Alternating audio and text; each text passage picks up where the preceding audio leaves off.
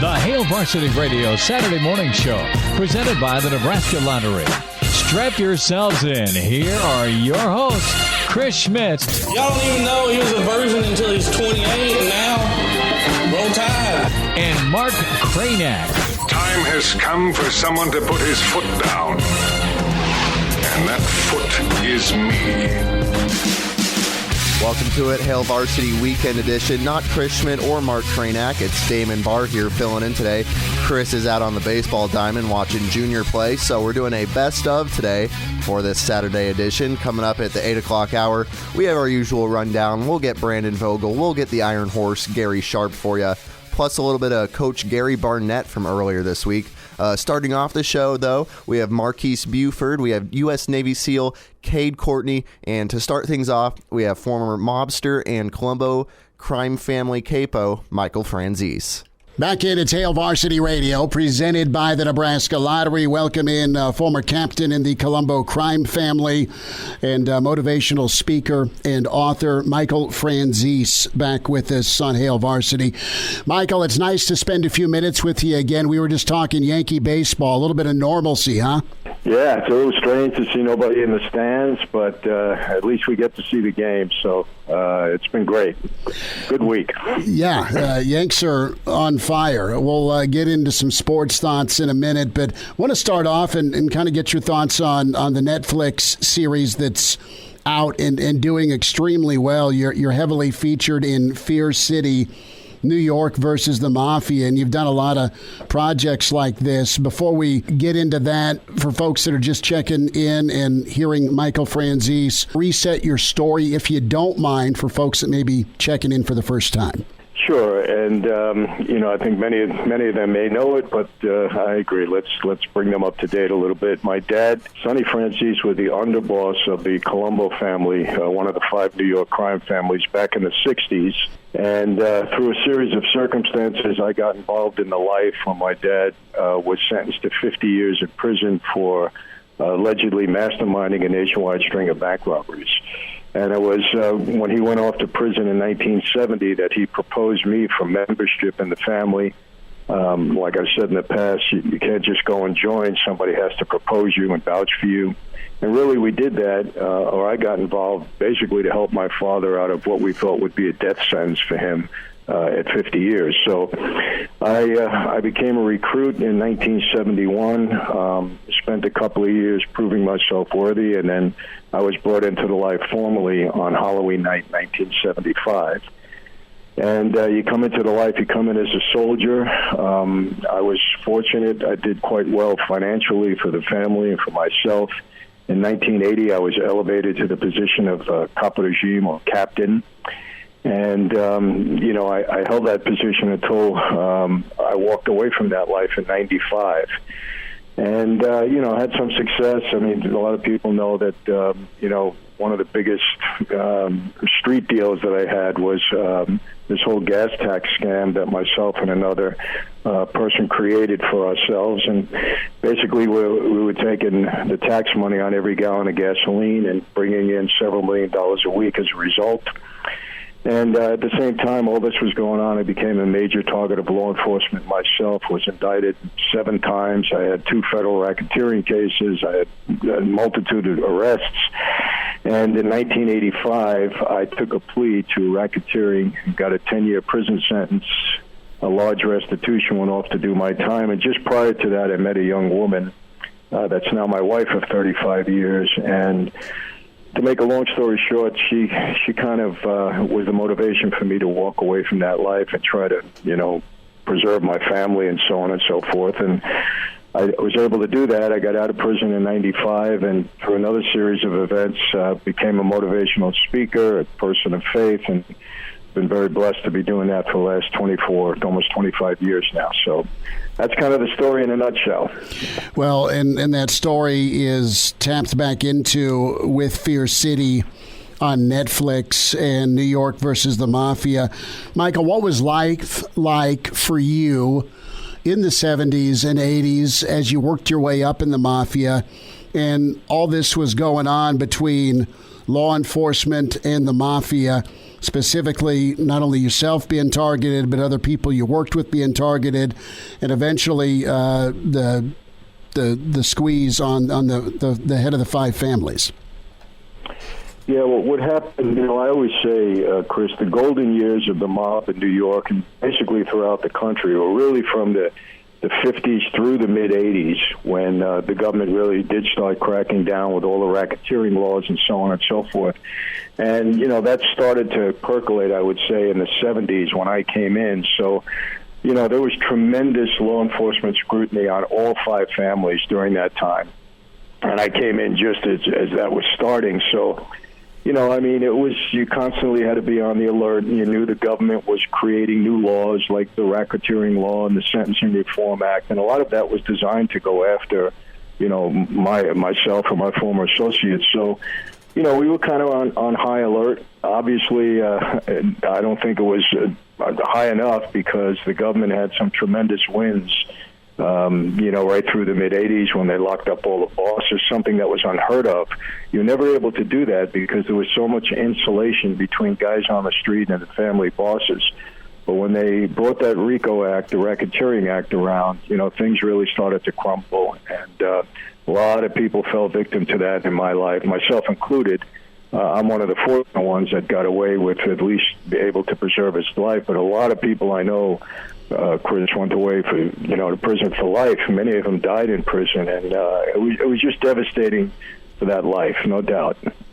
Michael Franzese is with us. You can find him on Twitter at Michael Franzese. And you mentioned the time you had to serve, and how were you treated in prison? Were you feared in prison because of your stature in the mafia? Were you targeted as far as before folks knew your reputation in prison? How did other folks within the mafia look out for you, or did they look out for you when you were in prison? Well, yeah, in my case, I came in with, a lot of media attention, so people pretty well knew who I was. But for those that didn't, I was never targeted for any bad purpose in there. And, there was so many of my former associates in there that we kind of at times hung together and people knew who we were. The biggest issue I had is because of the fanfare that I had coming in, I had, a lot of people wanting to make deals with me and do business on the outside. At times the authorities didn't like that, so I was kept in lockdown quite a bit because they don't like you doing any kind of business. Or if you're getting too popular in a federal prison, they don't like that either. So the way they do, the way they deal with that is they segregate you or move you to a different place. So I never had any problems, in that regard. And, guys in prison were pretty well respected because, I guess you can maybe compare, the Mexican drug cartels, the leaders to the way we were treated in there. We were looked up to as, the highest ranking family or mob organized crime group, really in the country and certainly in the world, so that we had a certain amount of respect that went with that. Michael, when it comes to sports gambling, you have more and more states that are legalizing gambling. There's apps now.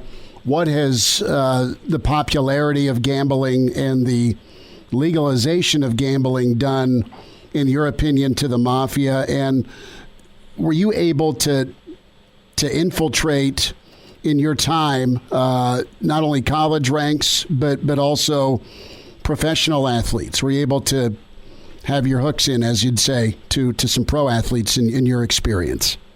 Yes, Chris, no doubt about that. I mean, during my day, remember when people wanted to gamble, they had to go to a bookmaker on the street, and organized crime, myself included, controlled most of the bookmakers in our areas. So I had 12 or 13 that were under me, that worked with me, for me, and they had a lot of athletes gambling with them at the time, and many of them, got themselves in trouble. They got in deep. And as a result, in some cases, they would compromise the outcome of the game, and mainly that means manipulating the point spread. So it was very widespread back then, in college and pro. And, I get asked this all the time because, as you know, I've been speaking about gambling to both professional and college athletes now for the past 24 years. And, it's still there. I think it's becoming worse of a problem now because of access. People can get on their phone, on their computer, and nobody's watching them, and they gamble and they get themselves in trouble.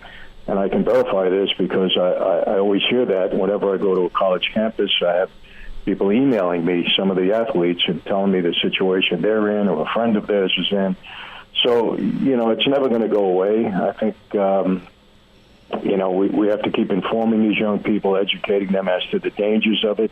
It didn't really hurt business on the street because I say this all the time. Whenever you gamble online or, any of these legal gambling parlors, you have to put your money down. There's no credit. And when they blow that money, what do? They go back to the bookmakers on the street, and they still feel somewhat comfortable with a bookmaker, because bookmakers give them credit. They feel whatever they lost, illegal, they'll go on the street, they can get some credit, and they'll make up the difference. And, of course, oftentimes they get in deeper. So, it's still there, and it's unfortunately, it's a significant problem in all of sports.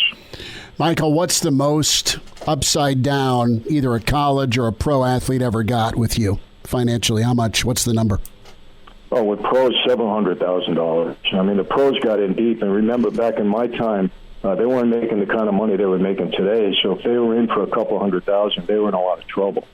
And, for some reason, it's my experience, and I know I shouldn't throw a blanket over everyone, but they don't gamble well, athletes. I don't know if it's emotion with that, it's based upon emotion or what, and they love to gamble. When I say they, I mean, I'm not obviously saying every athlete in the sport, but so many of them love to gamble because it's really an extension of their competitiveness. They raise the stakes, whether it be on their own contest or on another. They just like watching the game when they have more at stake than just watching the game and the outcome. They have a real win-loss situation going on whenever they watch a game. So some of them got in really deep. I mean, I've had athletes back then into me for $250,000, and when they get in that deep, they got to do your bidding because I tell them all the time, you do not get away with a gambling debt, whether it be legal or on the street. When you have a loss, you're going to pay, and if you don't have the money to pay, well, then you're going to make it up in another way, and that's just the reality of it. College kids or pros easier to prey on? The college kids are easier because they're green and they don't realize what they're getting involved in. And for a college kid, if he's into, a bookie or he's in trouble for $4, $5, $6 that's a lot of money. And, the biggest thing with a college kid is, hey, you're never going to the pros. You're playing ball right now. You want to make some money for yourself before you get out of school. Here's what we need you to do. And if you're in trouble because you already lost money, well, here's what you're going to do. So, it's not hard to manipulate one of these young people into, doing your bidding in their hopes of making a few bucks for themselves. It's not hard at all. A few more minutes. Michael Franzese with us, former captain in the Colombo crime family. He is now an author, and he is on the new Netflix series Fear City, New York versus the Mafia. I think last time I saw the ranking, Fear City was number 2 with Netflix views. Just an incredible series, and Michael's highly profiled in it with his experience in the Mafia. And Michael has been doing a lot of faith-based work, motivational speaking, and of course, Michael, we'll get to your YouTube channel that I enjoy watching here in a moment. What's your relationship with Mike Tyson like and Don King? How involved in the heavyweight game were you? Well, my relationship with Mike Tyson today is great. I really I like Mike. I respect the pretty incredible transformation he's made in his life, because I didn't know him well back then, but I certainly met him, and everybody knew his reputation and heard so many stories about Mike way back when. But I've been fortunate to spend time with him now, and he's genuine, very sincere, and he's just a real guy, and I enjoy that with him. And we're two guys from Brooklyn that started out a little rocky, but we've been able to straighten things out. So it's nice to be in his company. And Don King, I had a relationship with him way back when. He was involved with guys in Cleveland that we knew. They were family guys. And, he was, Don was out there to make money, and he was a hustler, and, we used him in that regard. And, I was once the subject of a major undercover operation that really tried to take myself and Don King down. Fortunately, the government wasn't able to do that, but, that's the kind of relationship we had. So he was definitely a guy that was associated with the people on the street. Michael, a thought from you on some famous mafia men, Sammy the Bull, John Gotti, Jimmy Burke, Henry Hill. Of those folks I've mentioned, who did you work with most of the time or at all, or who did you have the best relationship with? The best, I think, was Jimmy Burke back then. I just liked him, and I think he liked me. He helped me out a little bit when I was in prison. When I first got into Lewisburg Penitentiary, he was upstairs, I was downstairs, but he was sending me all the prison supplies that I would need, and that stemmed from our relationship on the street. We never really did business, okay. But I knew Jimmy well. I knew Henry well, rather. I had kind of an affection for Henry because during that whole Boston College scam that he pulled, he had tipped me off and gave me a couple of bets on it. So, that was my first relationship with Henry. And then, I knew him throughout the years. And obviously, when he went the other way, it was a different relationship. Few more minutes, Hail Varsity Radio. Our conversation continues with Michael Franzese, former Colombo captain. And Netflix, Fear City, is the latest show Franzese is featured on. We dive into John Gotti. John Gotti, I know his family well, and I had relationship with John, some not so good. We had a couple of sit-downs over a few different things. But I respected John a lot, obviously, and I can't say good or bad about him. And Sammy, I didn't know Sammy that well. We had met, the thing about that, Chris, in that life, when you're active like I was, you're meeting each other in a club or maybe in somebody's funeral or a wedding that we go to, because we all went to weddings and funerals out of respect for, other guys in our life. So you come across people quite a bit. And, look, there's a lot of talk out there about Sammy, and I don't like to judge somebody. Sammy did what he did, and he had his reasons for it. Some I agree, some I don't agree with. But, look, who am I to judge anybody or say anything like that? So I'm glad he's trying to make a new life for himself now and doing some things. And, people are asking me all the time, the heavyweight interview of the world would be you and Sammy sitting down and just, telling stories and so on and so forth. I don't know if that'll ever happen, but I know people are trying to make that happen. So we'll see. I haven't seen him in, obviously, 35 years, but I know what he's doing. He knows what I'm doing, so we'll see if it ever comes together. So I think that would be an incredible 2-hour, 4-hour, go 5-part series with you and Sammy the Bull sitting down. Well, we both have some stories to tell. Certainly he with his Gambino family, me with the Colombos, and the interaction and so on and so forth. I mean, I see when he when he talks, people listen, and hopefully the same with me. So it would be fun. I don't know if it'll ever happen, but people are trying to make that happen. So we'll see. Michael Franzese with us, Hail Varsity Radio, at Michael Franzese on Twitter. Did Gotti drive people nuts, or did folks just deal with him out of fear? And specifically with you, because your reputation with the amount of money you made and the gasoline tax, you were always 5, 6, 7 steps ahead of not only law enforcement, but the way you earned was lucrative. I mean, so lucrative. With Gotti, was it tough to do business with him?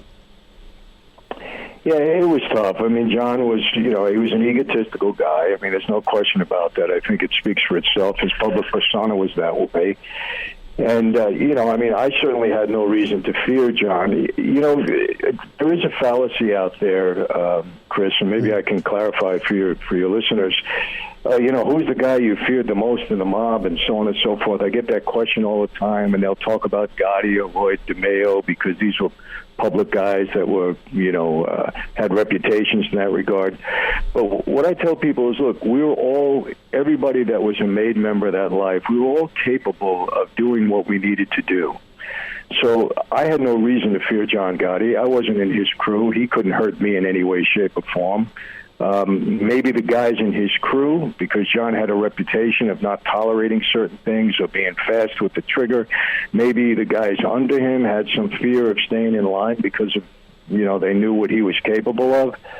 So, and I heard a lot of talk about John on the street. There was guys that, really didn't care for his public persona and the fact that he brought so much attention, into the life. And, some of the other bosses didn't agree with that. Same with Joe Colombo. People were upset with Joey when he was going on television and when he started the Italian American Civil Rights League, and he was bringing the mob out into the open, which is something we really didn't intentionally ever do. I mean, obviously, we became the subject of the media, but we didn't intentionally do it that way, and Colombo and Gotti did. So in that regard, that was frowned upon, no doubt about it. But, again, I had no reason to fear John Gotti, and I had no reason to be in fear of guys that had nothing to do with me. So, I don't know if I clarified that sure. enough, but, again, in that life, people are trying to tell you to stay low-key, don't become the subject of investigation, stay out of the public eye. I mean, obviously it's difficult to do that when you're on the street and you're coming up. And, in my case, my publicity initially stemmed from my dad, who was extremely high-profile back in his day. So I had the name right away. And then when I started to, come up in that life and have some success and do well, then it really poured on. So it just happens. It's never good for the life. And I've noticed this now, Chris. I used to read, I still do. I read the New York Post every day. I read the New York papers out here from California. And during my time, there wasn't a day that went by when there wasn't a story about the mob. Myself, my former associates, what family, it didn't matter. Every single day. Now, it could be 3, 4, 5 months before you see a story about anybody. So I think what's happening, the guys on the street finally said, hey, you know what, we got to go back to the way things were. And we got to stay low-key, we got to stay out of the public eye. And that's what's going on, because you can't survive. When you become when you get in the crosshairs of the government and the media, you're not going to survive. It's only a matter of time before they bring you down. And so, I think that's what's happening certainly in New York, and I think it's true all around the country. You don't see publicity and stories about, my former associates like you once did. And for them, that's a good thing. Michael Franzese with us. Michael, we'll end on this, and thanks again for your time. How often are you doing episodes on your YouTube channel? Because you have a YouTube channel folks can subscribe to. They can check you out on Twitter, but you've kind of transitioned to your own channel, really, on YouTube, along with what you're doing with different projects. Yeah, and the way that happened, I mean, I probably have, 70 or 80 million views in interviews that I did for other platforms on YouTube. So, my team said, Mike, you're doing this for everyone, and the stories seem to resonate with people. Why don't you start your own? And you know what? I didn't realize I had a YouTube channel. I don't even know who started it. I never used it. I didn't know anything about it. And then it was brought to my attention. So last month, July 3rd, we posted our first video. And, it's really taken off. And I'm very appreciative for the people that are listening in and supporting it, tuning in. So what we're doing, we're providing a lot of content now. Every Monday we're doing Mob Story Monday, a Mob Movie Monday. It's amazing how people enjoy me critiquing some of the scenes in the mob movies. I mean, I've done that on other platforms. People really love it. They love to hear about, the food that I like, and people are into cooking today because of all of these popular, cooking shows out there. So, and I'm telling stories that just seem to be intriguing for people, Chris, and it's, I never realized this when I was in the life. It was part of my life. This is who I was. It wasn't until I got out of the life and I started speaking, not only all over America, but all over the world, the interest in the mafia life. It's unbelievable. You can go anywhere, China, Singapore, and I've been to all of these places, Australia, and I'm surprised at how knowledgeable people are about the mob here in America. You know, Gotti is a household name in some places, and, you know, Capone and all these. It's just unbelievable. I mean, I get asked in Singapore, you know, who killed Jimmy Hoffa? I mean, you wouldn't even think they knew who Jimmy Hoffa was, but they do. So, you know, people enjoy it, and but I always said this, and I don't go on there and just tell war stories. You know, my commitment in life, because I've been so blessed and so fortunate to be alive and to have my freedom, is that I try to encourage people, you know, try to give them hope. I recently went into the, you know, life coaching, business coaching arena, and we've got a community now, well over 2,000 people that have logged on, and I provide content that I think is helpful to them.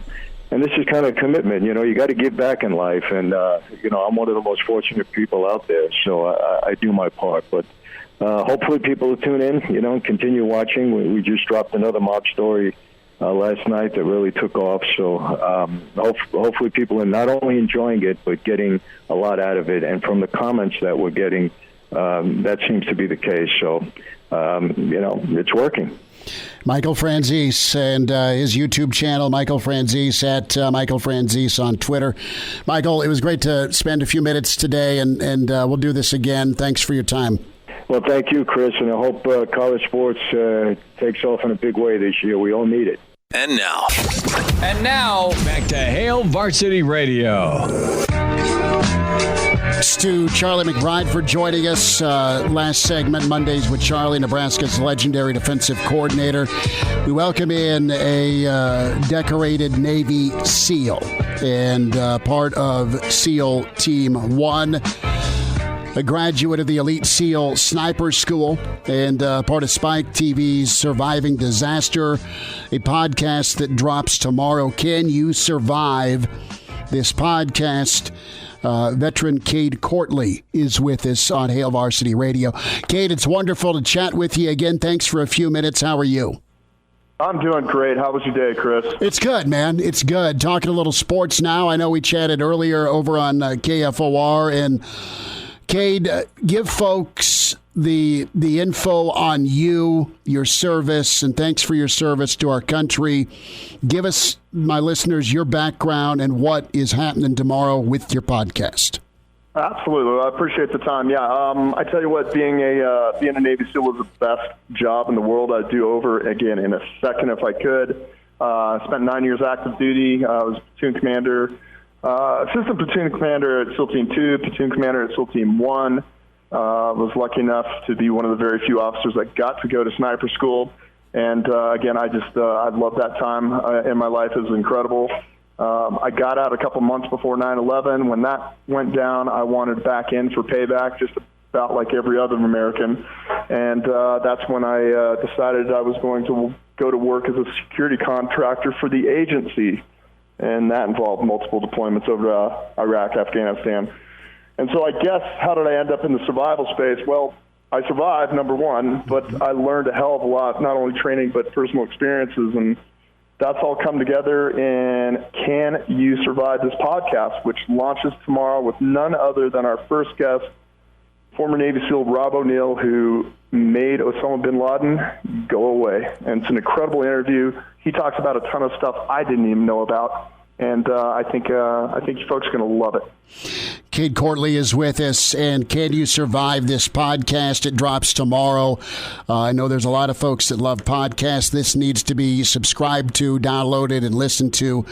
Cade, you have done the work on the ground. You've done the work in the booth.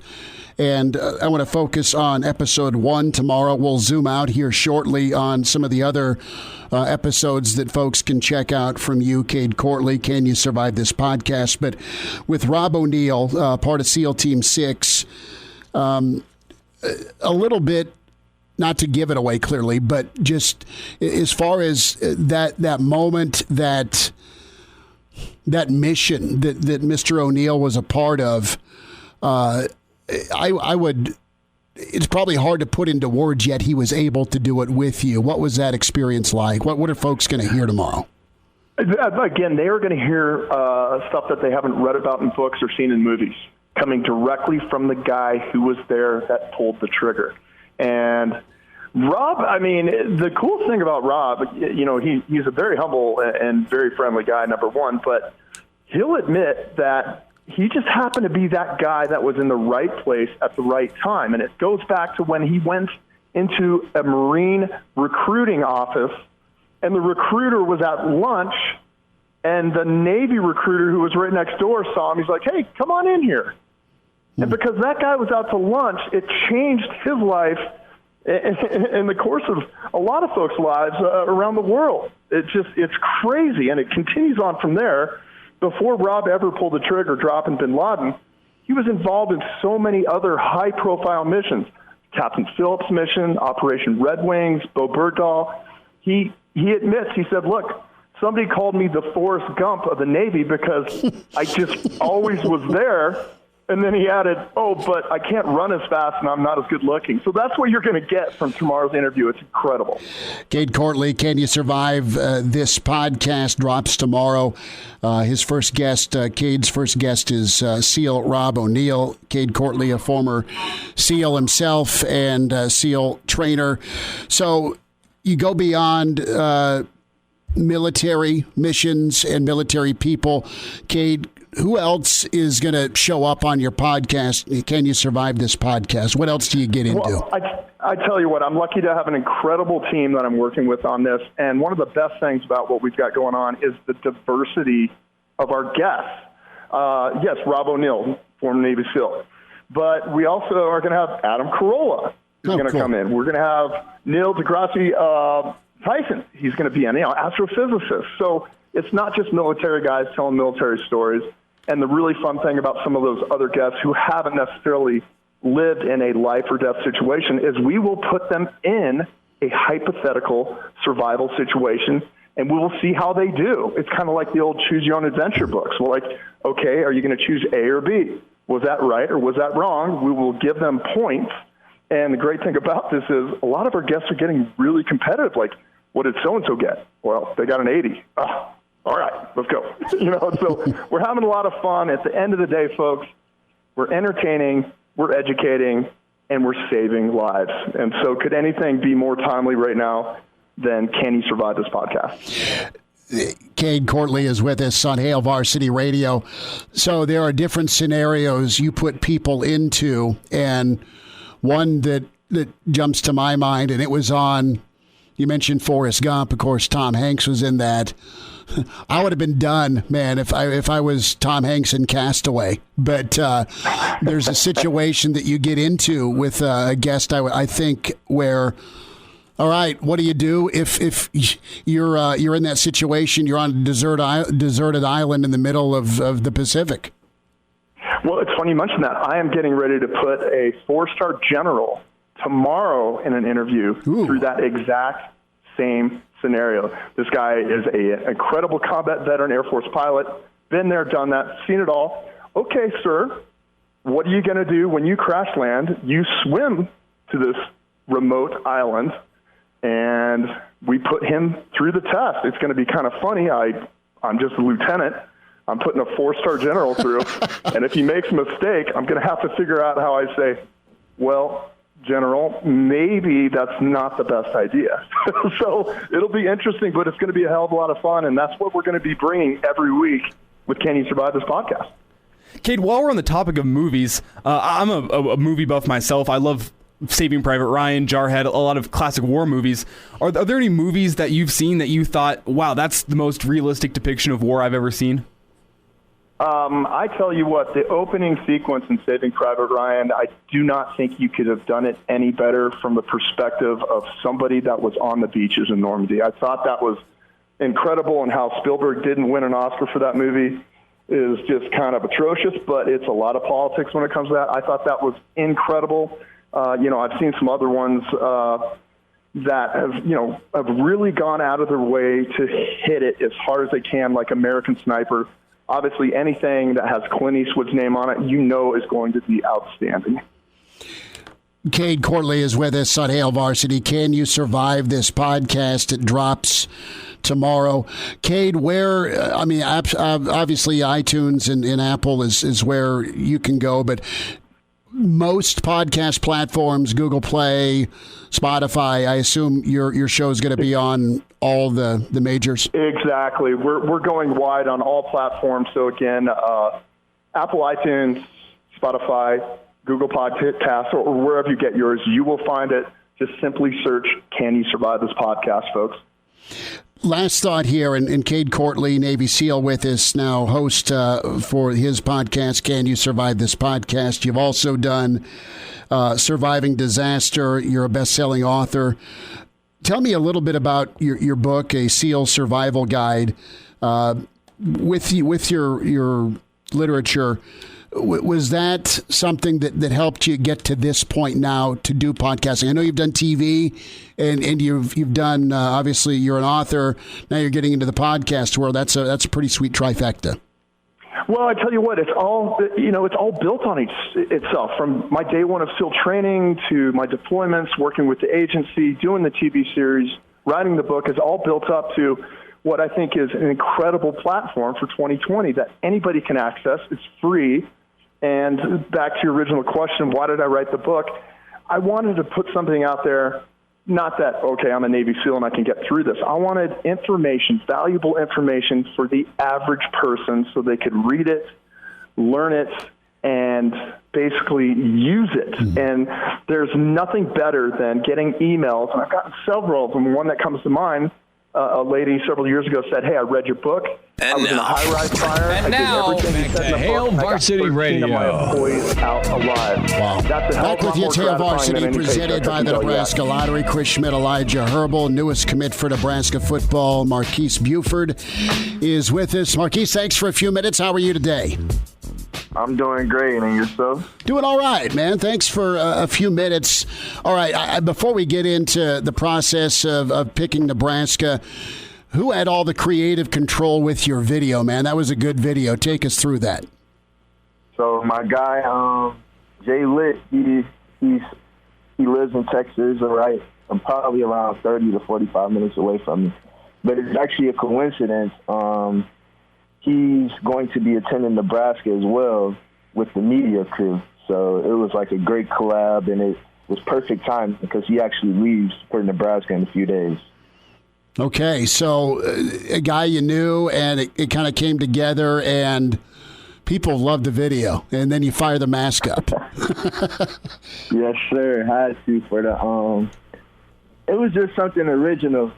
I hadn't really seen anyone pertain their videos from anything that had to do with the COVID situation right now in quarantine. So I thought the mask would be something, a little bit different than like a hat or a shirt to spice up the video a little bit. I thought that mask was hilarious. Probably my favorite part of the video. I just got to ask, was that your idea or was that Jay Litt's idea?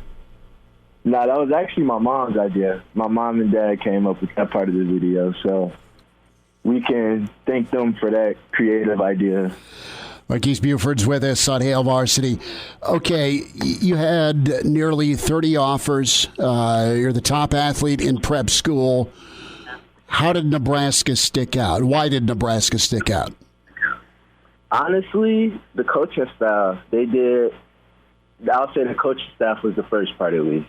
They did an amazing job not only recruiting me, but they did a great job speaking with my parents on a daily basis as well. And I feel like that was really the difference maker, making them, my parents, feel like a place where they could call home as well. If anything ever happened, they had to come there or anything like that. And they felt very comfortable sending their son, which is me, over to Lincoln, which is 10 hours away from Texas. So that was definitely a deal breaker. Then the fan base on top of that, I got to say, greatest fan base I've ever experienced in my life, honestly. And them reaching out, giving me words of encouragement, and even telling me from time to time, hey, even if you don't come here, we're still going to be rooting for you, and we'll have the utmost respect for the decision you make. I think that was the greatest thing I've heard from any fans throughout college football. Marquise, your time in Lincoln, there was a July weekend. You took a trip. You hung out with Alante Brown. You hung out with Cam Taylor-Britt. How did that trip kind of shake out, and what was your experience like when you made the trip? Because, I mean, there aren't official visits now, man, because of this pandemic, but guys on their own can drive up to Lincoln. So take us through what you did and what impressions were made. Honestly, me and my family, we wanted to see what Lincoln would be like without football. And that was the biggest part of the trip. Basically going around the town, you know, getting to see the different venues that they had. I know the Malcolm X home was there and everything like that. And then, you know, seeing the type of people that were around the city. Everybody was very kind. Everyone, and this was without anyone knowing like who I was or that I was a recruiter or anything. Mm-hmm. So that definitely stood out while we were there. And then on top of that, Lincoln is not too big, but it's not too small. It's like the perfect size for what is going on there. And I feel like that was the biggest aspect that stood out to me when we took that trip down there. That without football, and if I wasn't to be playing football, I would still love to live in Lincoln, Nebraska. When we are looking at the football field, though, where's this Husker coaching staff see you fitting into the team? What role do they want you to play? Is it defense? Is it offense? I assume it's defense, but. So they've told me that they want me playing predominantly defense. So if I was there, when I get there, I'll be, you know, playing defense and everything. But seeing throughout high school, I was always starting on both sides of the football, all state for offense and defense. They told me that, you know, if the time comes, they might throw me on offense a little bit in certain packages and different stuff like that. So that was another thing that stood out to me, that they wanted to use my versatility, and they don't just like want to box me in one category or anything like that. They want to, you know, do whatever it takes to win football games. And that's one thing I love about this coaching staff. Tell me a little bit about your personality. I mean, on a scale of 1 to 10, what's your competitiveness level like? And also from a leadership standpoint, how do you help lead, or how do you use your voice on either side of the football? How have you in your prep days? So honestly, my competitiveness is probably like 1,000 out of 10. I hate to lose, and that's like with anything, like even just the video game, Madden, Uno, Connect Four, Tic-Tac-Toe. I want to win, and I want to win like big. And honestly, my leadership skills, I guess you can say I try not to be a rowdy, all in your face screaming at you guy, but like I'm more of like a low key. Like if you mess up on something, I'm not going to put you on blast in front of everyone. I'm going to like walk up to you, have a conversation with you, and keep it between us. Like that's not everyone's business. And then I also like to lead by example, being, you know, first in sprints, different stuff like that. Always the first to the weight room, last one leaving the field, and everything like that. I feel like that's another great leadership trait that I have as well. Marquise Buford's with us, new commit for Nebraska, part of the 2021 class, athlete, can play in that secondary, can catch the football and go to the house after the catch. What do you like? What do you like better? Because, I mean, Elijah and I are talking to open the show up, and I'm like, man, there's an out route, you catch it, and then you're gone. You can shake tackles. You also do a good job of finding the football defensively, intercepting it, or forcing fumbles. And there's a lot of kids that in high school are just bigger and stronger, and you have great size as well, but you do a good job of tackling, I guess is my point, to completely butter you up. So back to the original question, do you like offense or defense better? This has been a question that I've been asked all throughout high school. I honestly have to say I love defense, and I would definitely play defense over offense any day, strictly because I feel like it's a way better way to channel my aggression. You know, our offense, you can always go out and block the DB, but there's literally no better feeling than hitting somebody that has the football, especially when they're bigger than you. You know, it just gives you another type of feeling going through your body like, dang, I just hit this 6'5" tight end, 225, different things like that, or this running back that's stacked with all these offers and different stuff like that. And also on the defensive ball, I feel like I can control what happens with me better. You know, on offense, you can't dictate whether or not you're going to get the ball or not every play. But on defense, you can go 100% and make a play every single play. So I would definitely say I like the defensive side of the ball better. Are there any high-level football players, I'm talking high-level Division I or NFL players, that you like to model your game after? Ooh, definitely.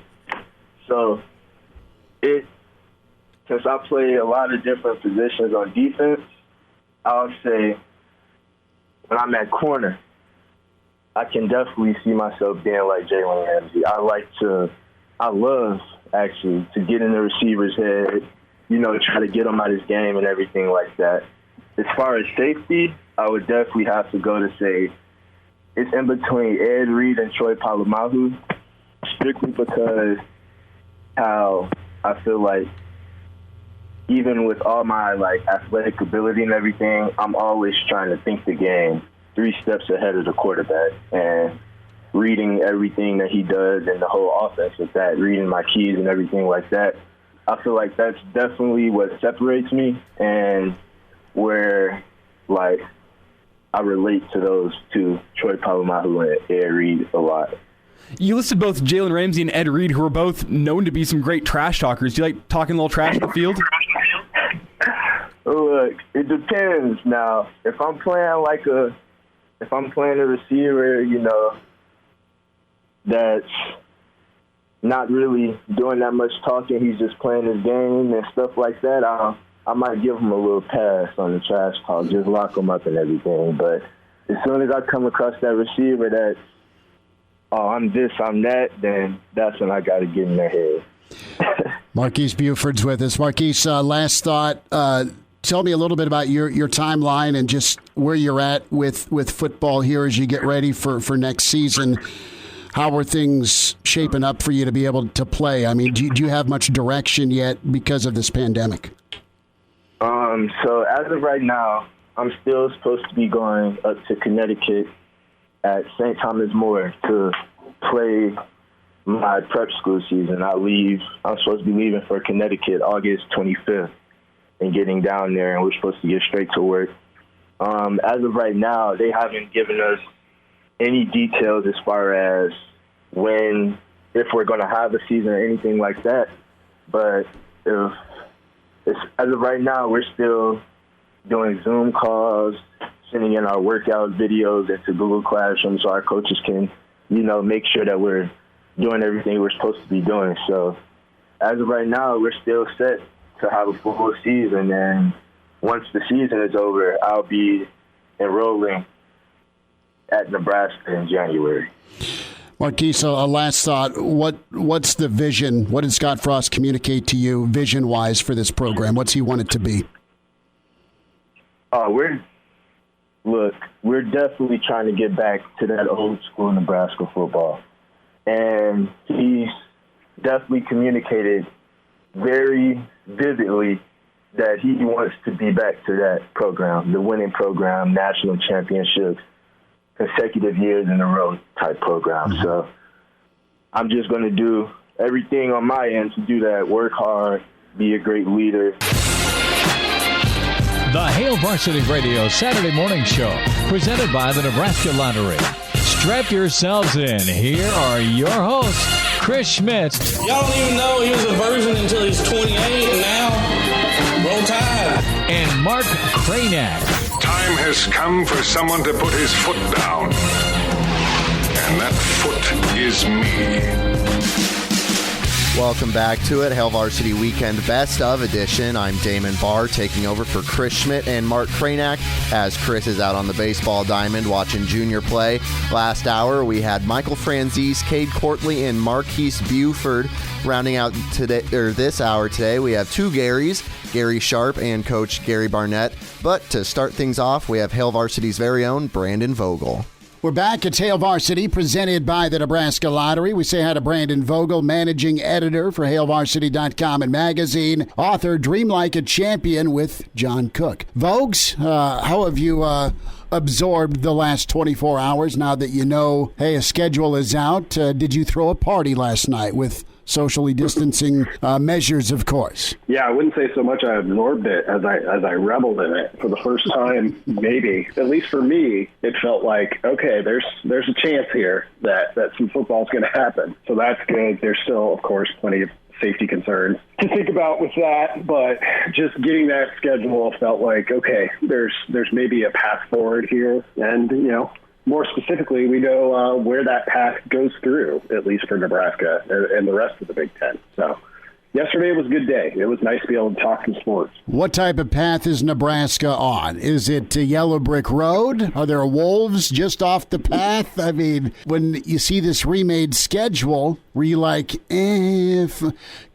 we had 12 on the ledger before things got erased, Etch-a-Sketch style, we knew that it was going to be 9+1. Who was the 10th Beatle going to be? It's Sparty, which is cool. I think that'll be fun. Junior's already, looking through his closet to pick out what green he can wear in snow again.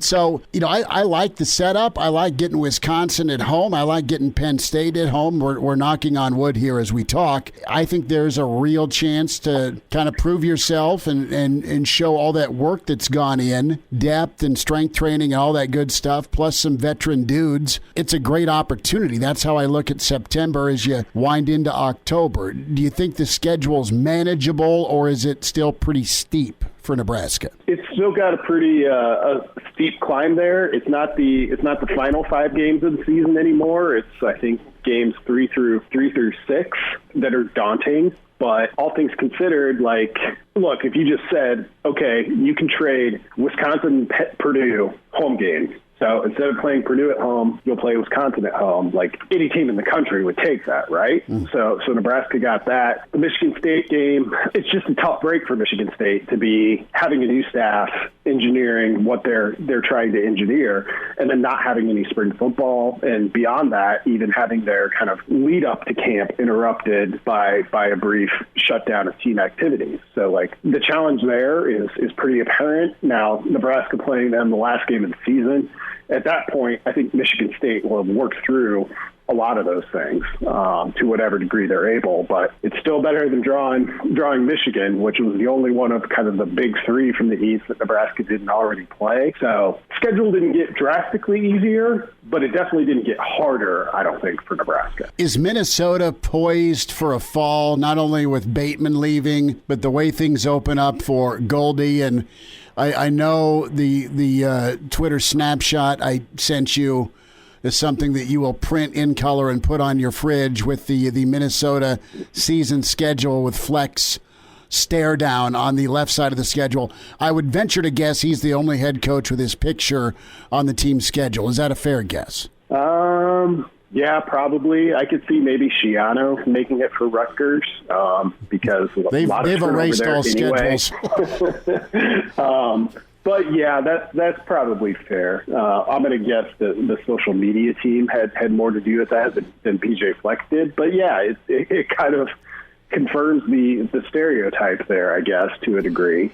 So I think starting fast to this season, where you're playing only conference games, is going to be pretty big for teams across the board because there's something to just the wear and tear of an all-conference schedule. I don't think it's unmanageable. I'm not saying that, but just if you drop a couple of close games early on and you find yourself at 1-3, and there's no break, there's no, I think Northwestern was scheduled to play Morgan State in week 10. And there's none of that now. There's no week where you can say, okay, well, we can get right on that week and hopefully turn things around. That's part of playing a conference-only schedule is that, there are no breaks, and minus maybe 1 or 2 games for every team, there aren't a whole lot, or at least teams in Nebraska's spot where you're somewhere in the middle and trying to go higher. There's not a lot of, we'll just pencil that one in as a win. And that's good. I think it'll make for an entertaining Big Ten football season, and it'll make for a really volatile one overall. You're going to see that in the Big Ten. You always see someone rise up and bite somebody in the Big Ten. You have the last 5 years. I'm anxious to see the SEC schedule with what Bama gets. They already had some tough crossovers as is. When you look at the quarterback battle for Nebraska, or at least the thought of competition a little bit stiffer than in past seasons, I'm pretty jacked for it, not only to see Adrian bounce back, but also the window of McCaffrey's been pretty fun. I think Nebraska can get really creative. This isn't a negative at all. This is absolutely a positive. Do you think Nebraska's ready to have Adrian back to form, and do you think you get some Tebow-like options for McCaffrey this season? I think he could. I think it's a pretty good situation to be in as far as quarterback competitions go because, in my opinion, Adrian is a pretty heavy favorite, but not so heavy that you'd say, well, yeah, we could have this competition in name only and McCaffrey's not a factor. I don't think that's the case either. The thing with McCaffrey, like my personal hesitation with him is like, we haven't seen enough of him throwing the football. Like running the ball, we know what he can do. And he's electric enough in that aspect of the game that I think you do have to look at sort of a Tebow, a freshman Tebow-like approach where you're saying, how do we get this guy involved? How do we get him the ball and let him just do what he does? Is he the guy that can, throw 34 times a game? That I don't know yet. He might be. I just don't know yet. So for Nebraska, they've got a guy who's there, who's like shown enough that can make you say, hey, this isn't just a totally foregone conclusion. It's enough to push the incumbent in Adrian Martinez.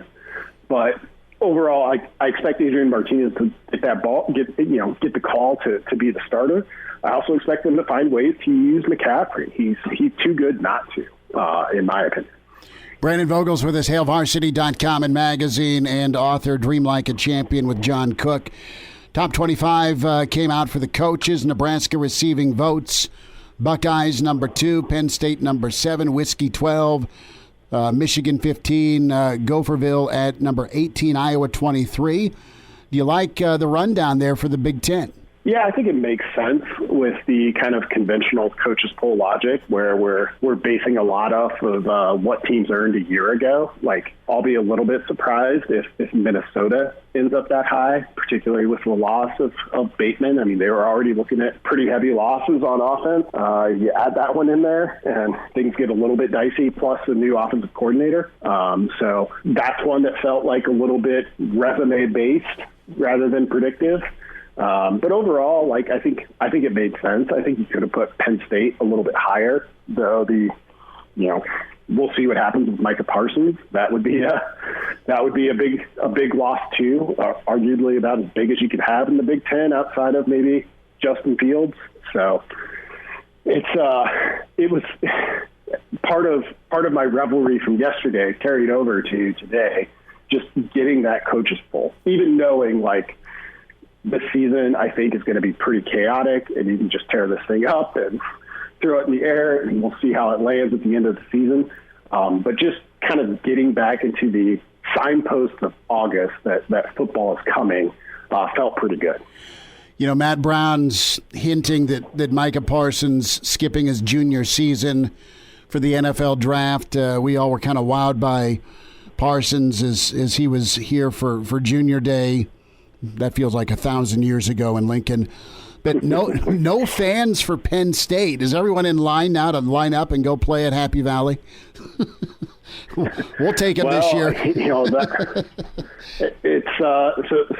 James Franklin has done a great job there. From where he took over with that program was still a vintage Corvette, but needed a lot of work. To where he's gotten them now.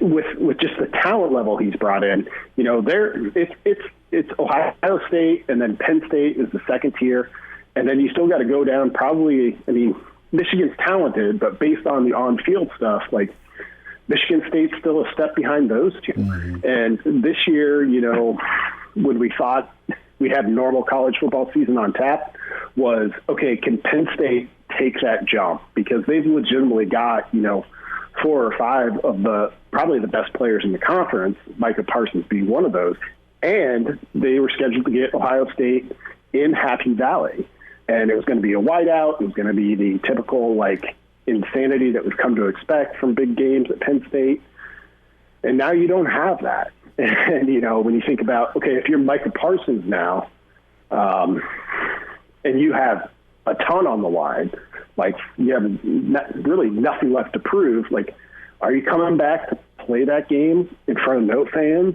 Like, and yeah, I understand there's kind of a argument for don't let your teammates down. Like, you do what you have to do. And I don't even honestly know where I would fall if I were in that position. But you look at a 10-game schedule and everything's going to be different. Like, for those guys that are kind of surefire first rounders, much less top 10, like, I kind of get it. I kind of understand where they're coming from.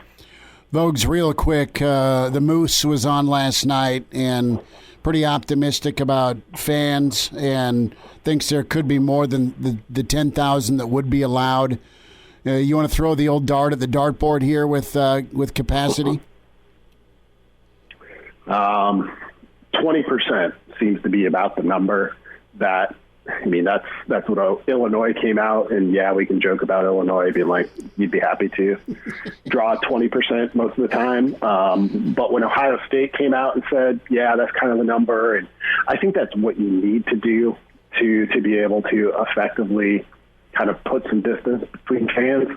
And we'll see. I mean, these things kind of change week to week in terms of how good you feel about that or how bad you feel about that, but that kind of seems to be where most teams are landing. And, you know, Texas's, I think it was their interim president said this week, he's like, where in the world are 25,000 people getting together right now? And for Texas, that would be 25%, which is kind of what they came out with. And, you know, that's a really good point. That's not happening anywhere right now. We've got a month to go, so we'll see where we end up. But it's, 50% numbers like that or higher seem pretty unrealistic to me. Brandon Vogel with us. Vogues, have a good rest of your weekend. We'll get caught up soon. Thanks for the time. Thank you.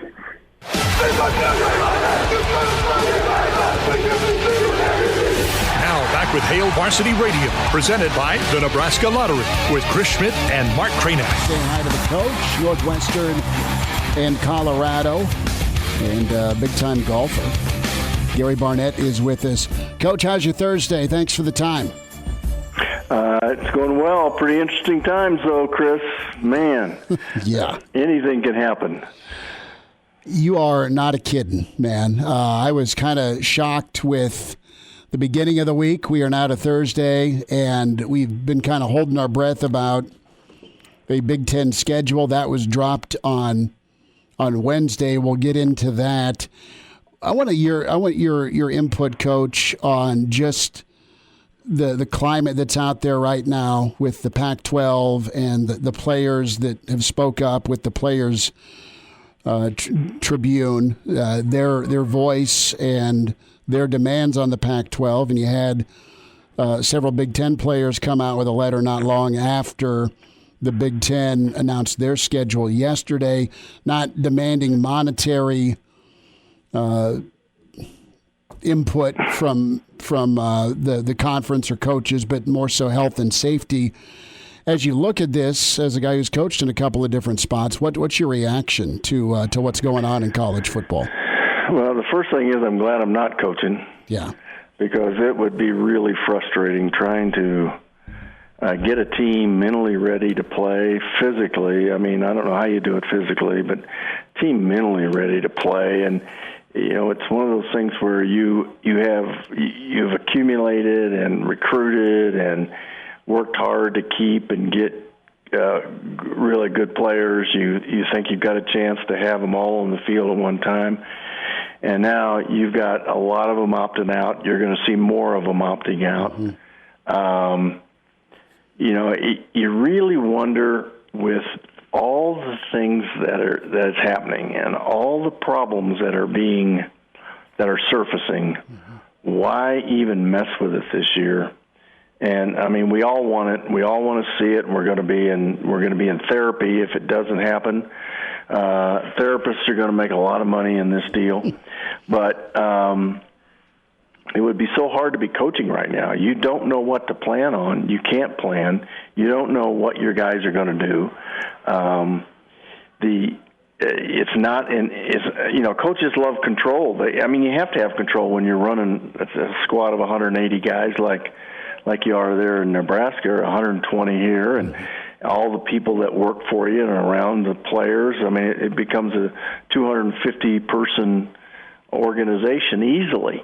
And you are in control, and you're supposed to be able to lead them, and you don't know how to lead them because you don't have any control. It's all out of your hands right now. So to me, that would be very, very frustrating. I think, Chris, what's going to happen is I see this thing, and I think we discussed this before, but I think that you're going to see the NCAA have really down-to-earth discussions with the NFL about taking kids out of high school. Someone just bought the rights to the USFL. It's a perfect venue and a perfect way to start a farm system within the NFL. You take all the players who think they want money and want a share of everything, and just put them in the NFL. They don't have to go to school. They don't have to worry about all that stuff. They're not going to be on a campus to experience the things that they think that are that make them mistreated. Mm-hmm. You can eliminate all that by just having them go to the NFL in a system that, after a year or 2 years in that league or that system, they get it's like the GI Bill. They can go back to college. Sure. They can see if they make it. And you eliminate 10 to 15% of the players now that are uprising, and the ones that are bringing about issues, right or wrong. And it may not look the same. I mean, college football may not have the top 15 or 20% of players, or 25 maybe, mm-hmm. but at least the system can go on, and at least everybody is satisfied. Guys who want money for playing can get money for playing. Guys who just want to go to school and play football and be a part of the old system can do that. They can get their education, and we can go on. And I think all of this is just pushing in that direction. And before it was just one side pushing. Now I think you'll see both sides pushing. Gary Barnett's with us, Hail Varsity Radio. Coach, it's well thought out with The Rock purchasing the XFL, and maybe there's some gray area there. It wasn't that long ago. What are we talking? 6-7 seasons ago, where Kane Coulter was at Northwestern, and there was kind of the first steps in an attempt to unionize, and that's when the first discussions were really kind of on the front page. And I know you're close with Northwestern. How big of a distraction was that then for that Northwestern team, with the focus being not just football and school, but hey, should there be some sort of payment? And as close as you are to the Pac-12, how did this start? I mean, with the Players Tribune, how did X number of kids, maybe hundreds, I don't have the number, but how did it get from frustration to let's publish a letter and try and get some money back to us? I mean, where did it go from A to Z? Chris, that's been going on. The Kane Coulter issue, and which, by the way, I coached his dad.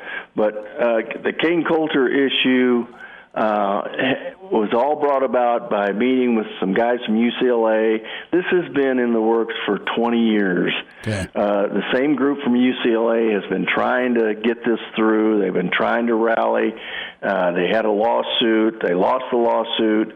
You know, this has been just under the not under the radar so much, but under the surface. That's just been boiling over here and there, and then it'll come up, and then it'll get covered up. But it's been out there for years, and really this Pac-12 group is orchestrated by the same people, exact same guy that was a UCLA player and student. It's all the same people organizing this thing, and has been for 20 years. They finally, because everybody's out of work and they have a lot of time on their hands, the Black Lives Matter thing surfaced huge, and now all of a sudden they have a lot more opportunity to get what they would like to say out there. And more people are going to listen because they got time to listen. They don't have all these other things in their life to try to keep going. So all of a sudden now there is an audience for their discussions. And it's just going to come to a peak somewhere. There's going to be a big collision between what's been big-time college athletics and what it's going to be and player demands. There's going to be a huge collision here, and it's coming pretty soon. And what I think, and this is just me, is what I said before, developmental league, everybody who wants to get paid for playing sports, go there. Everybody else that wants to go to college, get a college degree, put up with the how hard it is and all this sort of stuff, but play there. You can do that. I mean, that's the only really logical solution to all this. So, and I think it's coming, and it's being forced with recruiting. So Trevor Lawrence may not end up at Clemson. Okay, what do you do if you're a college coach? How soon do you have to reevaluate moving on from a kid at a quarterback spot, or a great left tackle, or a stud defensive tackle? If you're Nick Saban, where you get slews of five-star dudes and they get coached up by you, this is a whole new wrinkle in the recruiting game, isn't it? Well, it will be. What happens now is you're not recruiting against other schools, you're recruiting against the NFL. And so you got to figure out whether it's worth doing. Sure. Because if they're unhappy now, can you imagine if they make the decision to go to college and go through the traditional system, and all their buddies are out in the USFL for, let's just use that as an example. Sure. And, I mean, it's just going to create all sorts of issues. So I think you got to really decide. These guys are all going to have to decide, really, who is it that's going to stay in your program, and who is it that isn't going to be a problem in your program. Now, I also see that the level, the quality of college football is, if that happens, if it goes by what I think it's going to go, it's not going to be the same on Saturday as it has been. Our fans of college football still going to, I mean, they will in Lincoln, but anywhere else, are they still going to rally and support that state school and football program? Because it's not going to be the same quality if that happens. Coach, what's your read on the accusations up the road at Colorado State? Well, I think that I don't think that's unusual. I think that you want to, as a football coach, and we talked about control a little bit earlier. One of the things that I always said was, you want to make sure that everybody who touches and is involved and sees your players on a day-to-day basis are all on the same page. So you want the control to be able to hire the people that are around them. When you don't have that control, and when all of a sudden you're hiring, or the school is hiring people in the positions of trainers and athletic department people that are around your players all the time, then all of a sudden now any little splinter in your system gets blown up and sides are taken.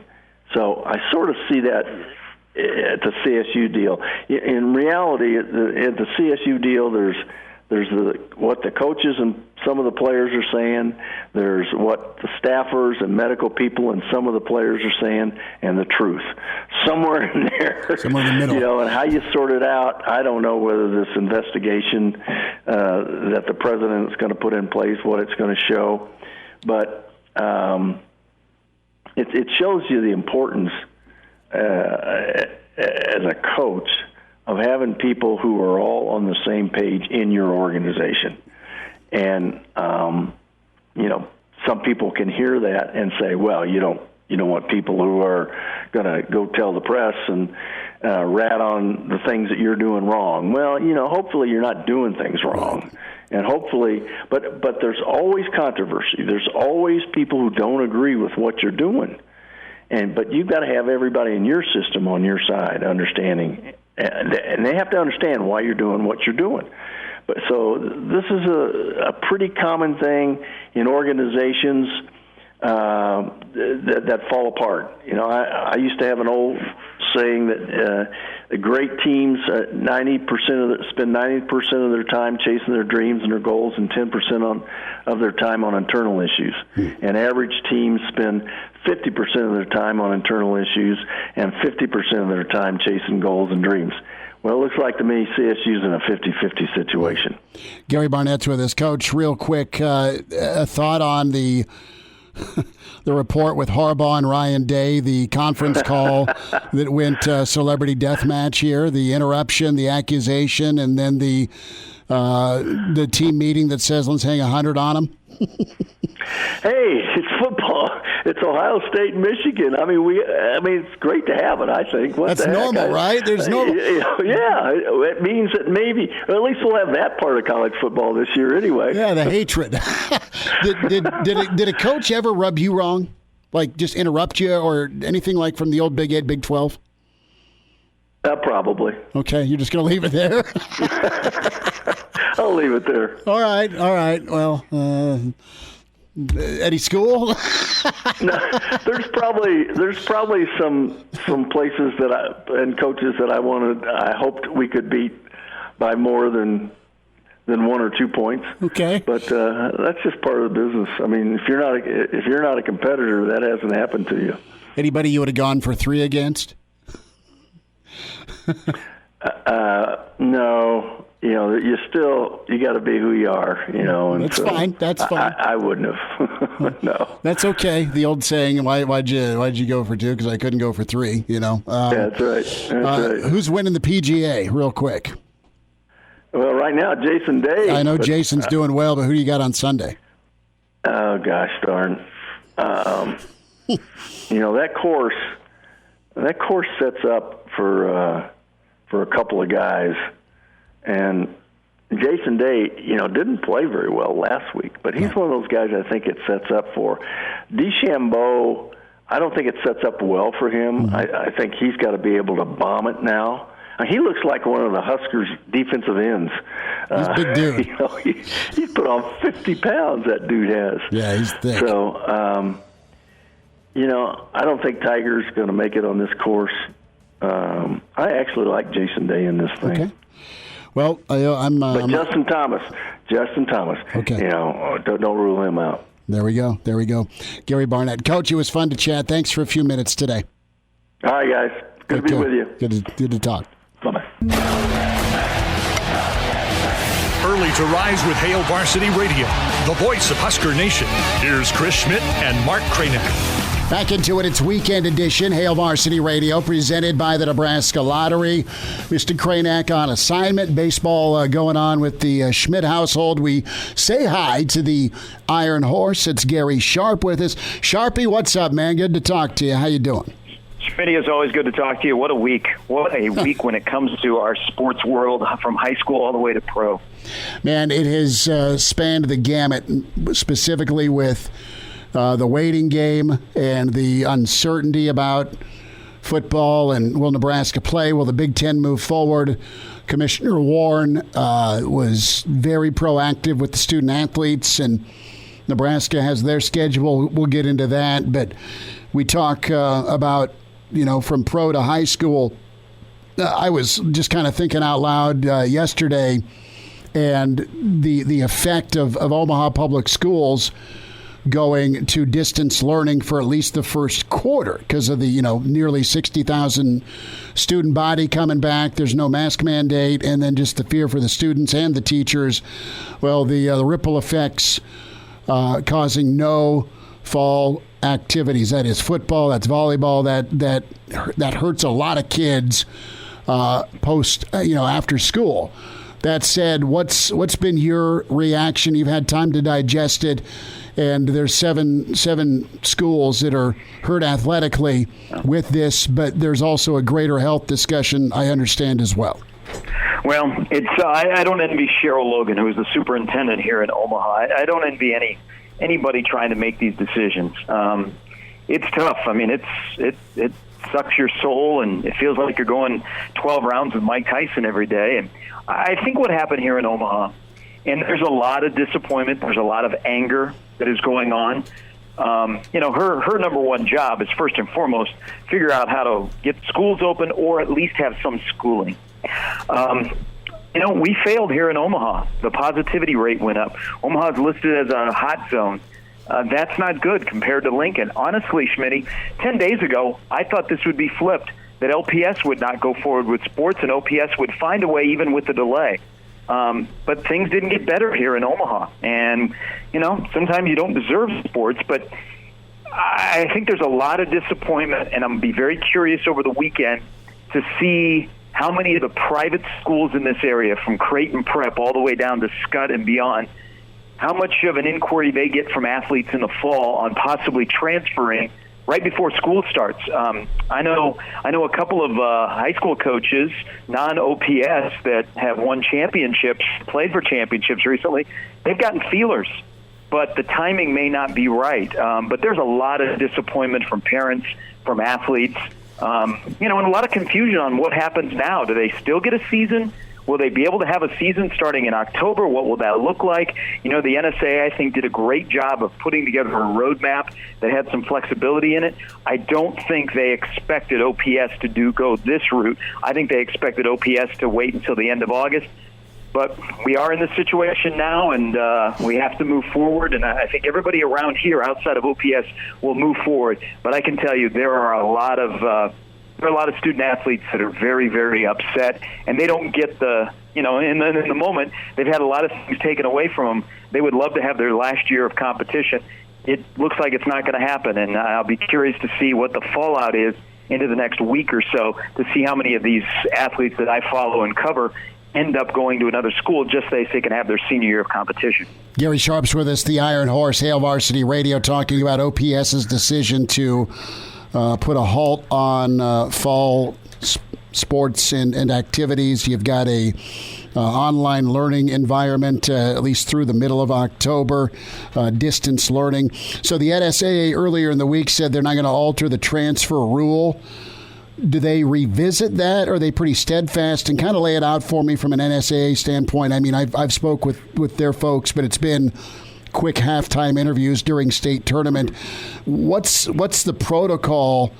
Does the NSAA govern like a Scott or a Pius or a Prep, or is the transfer rule more about within going from like a Burke, say, to a Benson, or a North to a Central type deal? Well, it would be the four you just mentioned are all OPS schools, so it'd be like a North going to a Millard North. Gotcha. And you got to, you can transfer, but you got to sit out 90 days. Right. Unless you have an address that all of a sudden is in the Millard district. That's why I think the private school option could be a possibility. The NSA is pretty steadfast. I mean, they're very cognizant of all the recruiting that goes on here in Omaha and some of the shady stuff that goes on. They've kind of tried to put their foot down with this to say, hey, we're not going to waive the rules, because there's been inquiries from out of state, whether it be Colorado, Minnesota, Illinois. Hey, we'd like to come and play our last season of our last semester of high school athletics. Our state isn't allowing football. Can we come there? That's happened. But here's what I think will happen, and this could get where it gets a little bit ugly. For the parent that, they're not going to go to a private school, they want to go Omaha North to Millard North, and they're not allowed.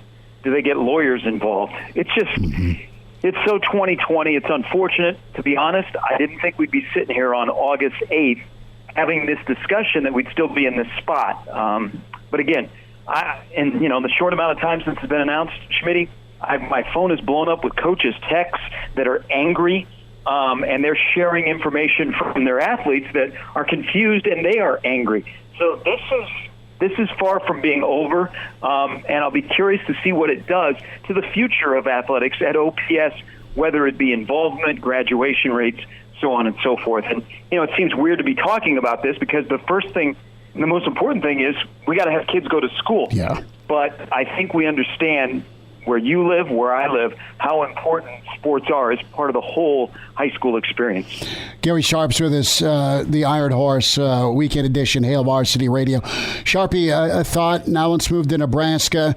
Sparty has been added. Speaking of high school sports, East Lansing has shut down high school athletics in their backyard. So if there's no high school ball, do you think there can be college football in East Lansing? That's a bigger discussion point. But Sparty's the extra crossover. Iowa, Wisconsin moved up. Minnesota took a blow. Penn State took a blow with two of their big-time dudes opting out. And Rutgers is Nebraska's draw, with Noah Vedral waiting to try and throw for 3 bills. Give me some thoughts on what you think about how this thing was navigated by Commissioner Warren. You have the student-athlete voice that's been very loud this week. And then just overall, as you look at Nebraska, if we get all 10 games, how it sets up for the Big Red. Well, I think, first of all, it's a template. I mean, we all understand that. You got to have some flexibility. Nebraska may not play the opening week. They might not play the second week, so when do those games get moved? I thought Wednesday was a good day. It was excited to look at a 10-game schedule and go through it and go win, loss, win, and say, man, if Nebraska gets off to a 2-0 start, which they haven't done since 16, they can finish with 2 wins. Can they find 2 in the middle? They've got that 4-game stretch. That was kind of fun. It's kind of fun to have camp open up, but it's that nervous excitement, and when you stand in the middle of a house of cards, you're just hoping that you can continue that house still is up there. I like what Kevin Warren did. He took input of the student-athlete. I think he's realistic that this may not happen. It's kind of here's our schedule if we play. I think it's very manageable for Nebraska. It's at least 5-5. You could get another win out of there, which would mean that you beat teams that were projected below you, and maybe you steal one against the upper echelon teams that are on your schedule. I think it gives you some excitement, but I think we're all realistic that it may or may not happen. But for that one moment, we got excited about this schedule. Now, it is in unprecedented times. I've never seen it like this, and I've covered college athletics for a couple of decades, of the voice of the student-athlete, and I think it's a good thing to have discussions. The movement, the mission, the platform has never been as big as it is now for student-athletes. I thought some of the things the Pac-12 players were asking for, especially on the financial side, were unrealistic. I think we saw the Big Ten players were a little bit more realistic, kind of curious about complimentary access for the families of the Big Ten network. I mean, that says a lot about BTN.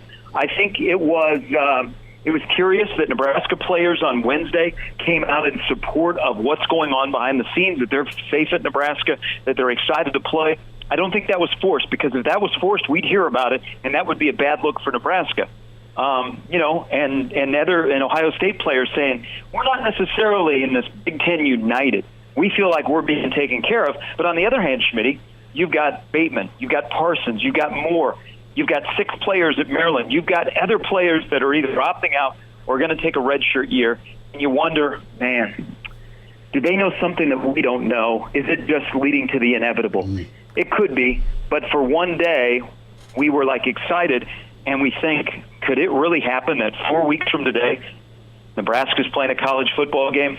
Buckle up. We've ridden this Rona roller coaster for over 20 weeks now, and now we're into the real meat and potatoes that football is on the doorstep. And is it going to happen?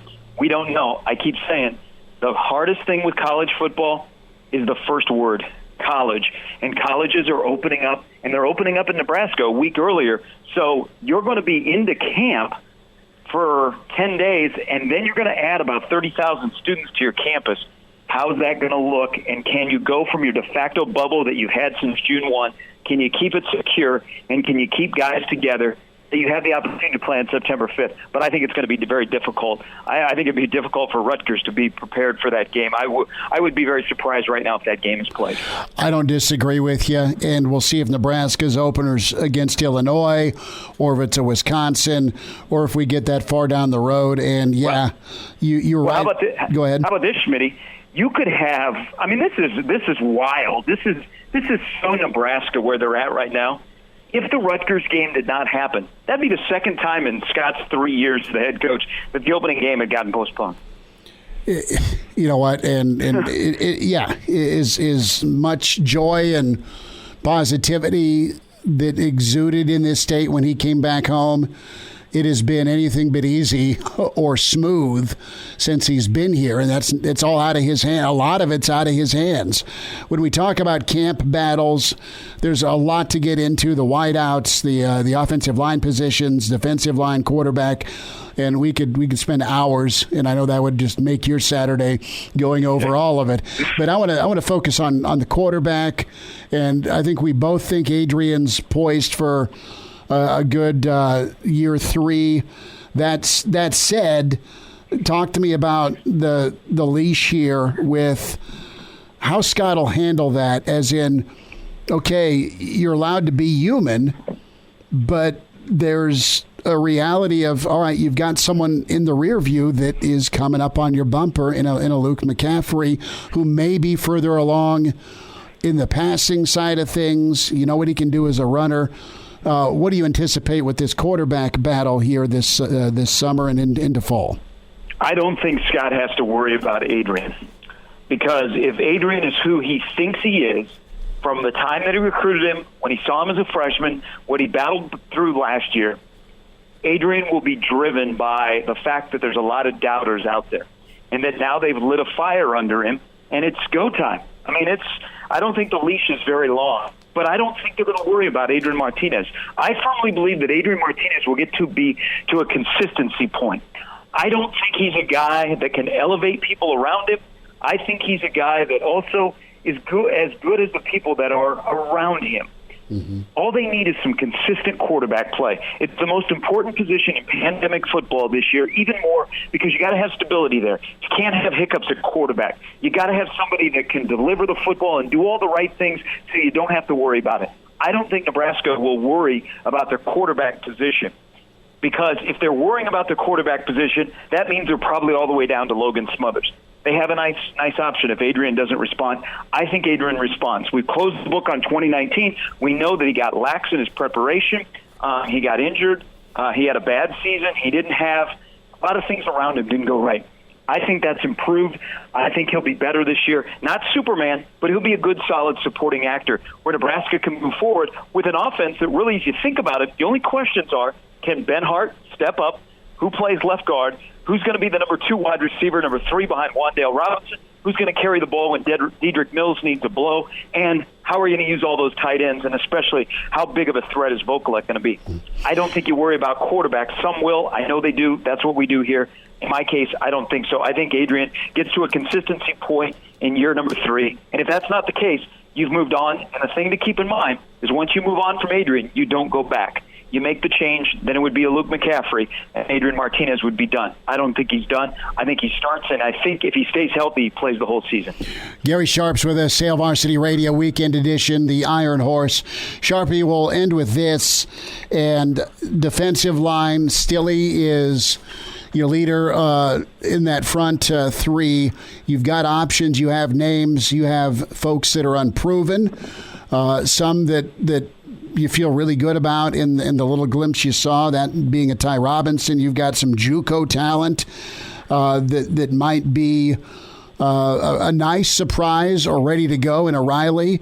What do you get from Akeem Green? Also, you've got a couple of the kids that are now sophomores or redshirt sophomores in Wilderman and Rogers. That can they stay healthy and contribute? But I'm really anxious. Who are the running mates next to Stille? I know the names, but what do you think their ability is going to be? I mean, what type of jump are we going to see potentially from a guy like Daniels, from a guy like DeAndre Thomas, or you've got the JUCO options, 3 JUCO guys that can play on that interior. Is the D-line ready to kind of take a step forward and be part of the solution versus sometimes a problem? They're all valid questions, and there's a lot of unknowns there outside of the guy that wears 95, and it seems like he's been in the program forever. Tony Tuioti has some depth. He has bodies that are starting to look like a Big Ten defensive line. I'm encouraged by the depth, and I'm intrigued. I think this defensive line is a year away, but physically they look more like a Big Ten defensive line. They need some of the junior college players to step forward. I purchased stock in Akeem Green. I think he's got his body right. He's got his mind right. And I think he'll be what we thought he was going to be last year, and he'll be on the field. You've got Thomas and Daniels, who have been here for a while. It's go time where you're going to get passed by. But they're going to need a contribution out of the Paynes and the other junior college players that are in that position group. That's the biggest concern that I have about Nebraska, because that defensive line wasn't fantastic last year. And remember, they had 2 guys drafted, and all 3 of the main players on that line last year are in the NFL. Now, you got guys that are focused. You got guys that want to be here, guys that don't have a past, that they want to go out and play. I think there's a plethora of players there. It's Tony Tuioti's job to get them ready to play, but I think you could see 8 to 10 guys go through there, and hopefully Ben Stille holds down one side, and you have some stability there. But I still think they're a year away, but physically they're getting closer. Gary Sharp's with us, the Iron Horse, Hail Varsity Radio. Sharpie, we'll be back next week. We'll chat some more Nebraska football, hopefully more Camp Confidential stuff as football rages forward. Have a good rest of your weekend. Thanks for checking in, man. As always, Schmitty, thanks.